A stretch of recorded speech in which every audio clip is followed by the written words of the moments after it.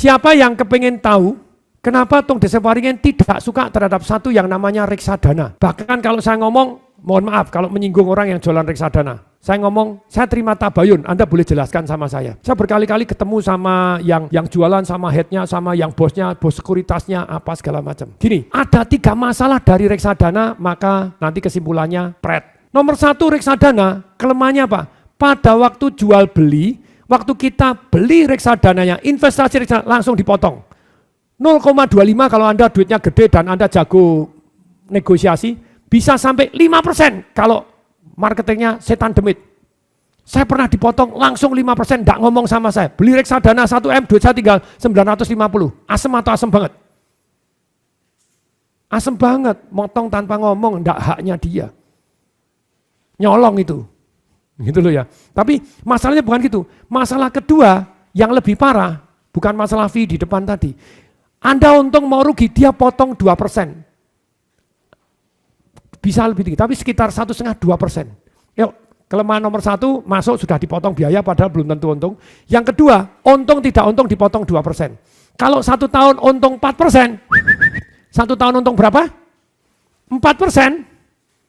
Anda dipotong 2%, labanya 50%. Oke, masih untung. Kalau duit Anda 1M, reksadananya anjlok, tinggal 500 juta, tetap dipotong 2%. Masuk akal enggak sih? Kalau dia menghasilkan, saya bagi hasil, oke lah. Yang lebih parah, yang ketiga, para fund manager diminta sama yang punya sekuritas, yang punya ini, untuk untung. Supaya untung, dia akan jual beli.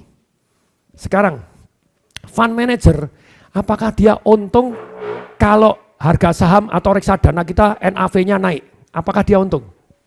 Enggak. Kapan fund manager untung? Kalau dia... Terima kasih sudah mampir di channel ini. Semoga Anda betul-betul mendapatkan manfaat dari video-video ini. Ingat, subscribe. Sedemikian sehingga Anda bisa mendapatkan update rutin dari video-video saya. Dan tekan tombol notification, yaitu tombol lonceng, sehingga Anda menjadi orang yang pertama yang mendapatkan video-video tips saya.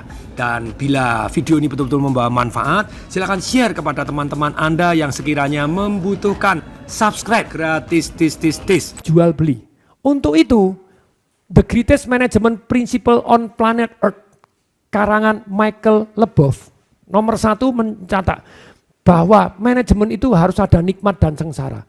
Kalau nikmatnya pada waktu dia jual beli, kalau dia tidak jual beli dia sengsara, maka dia akan jual beli terus. Jadi reksadana yang di dalam portfolio sahamnya, dia bisa jual beli, supaya dia tetap untung. Ya atau ya?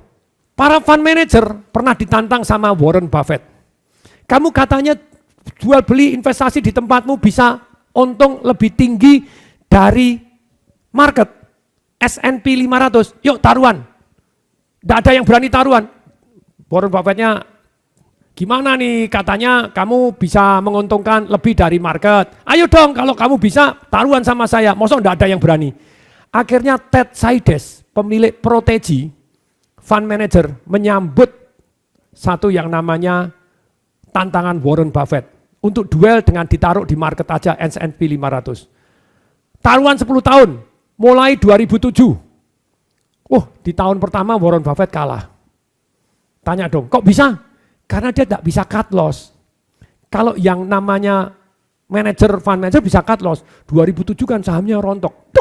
Begitu taruhan, sahamnya yang si Warren Buffett taruh di Vanguard, taruh di S&P 500 gitu ya. Begitu taruh S&P 500, rata-ratanya S&P 500 seperti LQ45, saham-saham yang bagus. Kalau tidak bagus akan dikeluarkan dari 500 saham yang terbagus di Amerika tadi. LQ45, kalau tidak bagus akan dikeluarkan.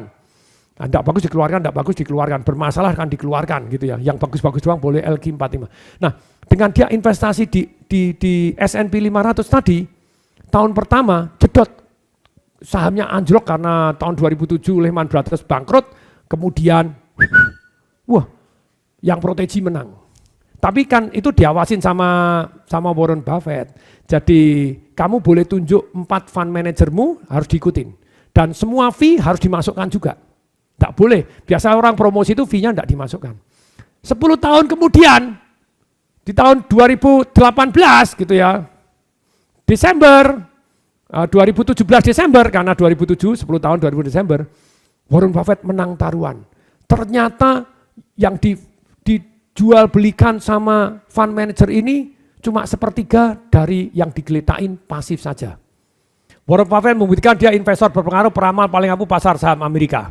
Dia melawan Ted Seides 1 juta, mantan petinggi Protegi Partner, firma konsultan dan manajemen aset.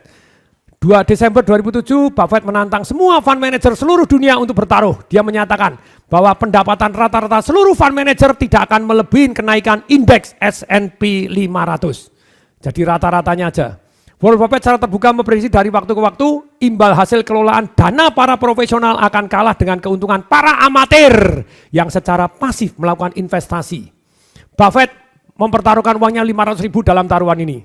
Saya lalu duduk menunggu parade dari para fund manager untuk membela pekerjaan mereka. Namun para manajer juru menyuruh satu sang lain untuk menerima tantangan saya. Kenapa sih mereka taruh sedikit uang mereka? Akhirnya seorang datang, namanya Ted. Ted memilih fund manager mana saja yang akan dijadikan patokan berpacu dengan kenaikan indeks S&P. 10 tahun selang, Ted mengakui kekalahan. Sebelum periode taruhan berakhir pada Desember 2017, Ted menyatakan kalau S&P memang melaju lebih cepat ketimbang pertumbuhan imbal hasil rata-rata fund manager. Nah ini, lanjut. Ini, adapun hasil uang taruhan disumbangkan untuk gini. Membengkak dari awal 1 juta masing-masing, jadi akhirnya mereka jadi uang hasil taruhan membengkak dari 1 juta jadi. Tentu saja Elon Musk lebih hebat di dalam gini ya, tapi kehidupannya masing-masing.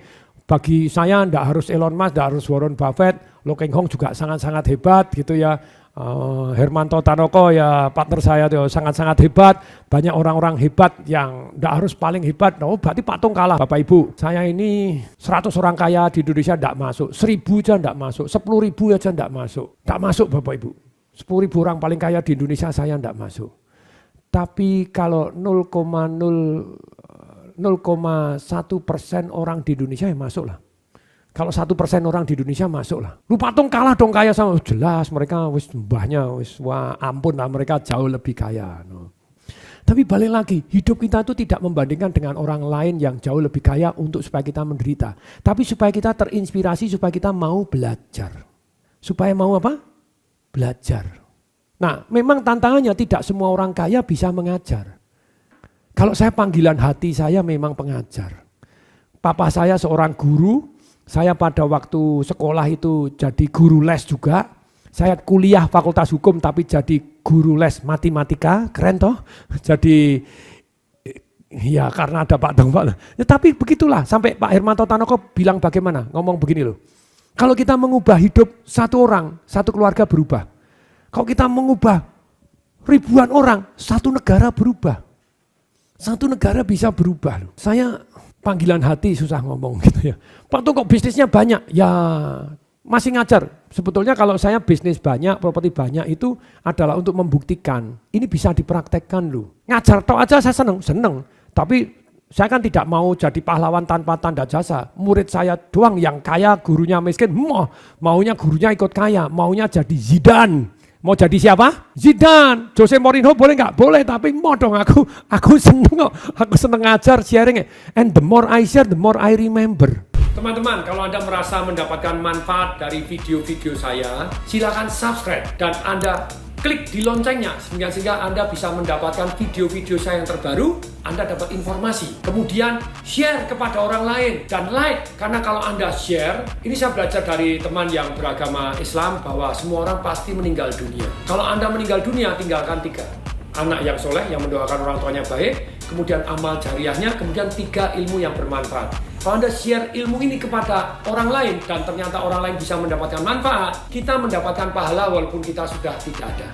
Jadi please share kepada orang lain dan like. Semoga bermanfaat. Saya Tung Desemaringin mengucapkan salam dahsyat.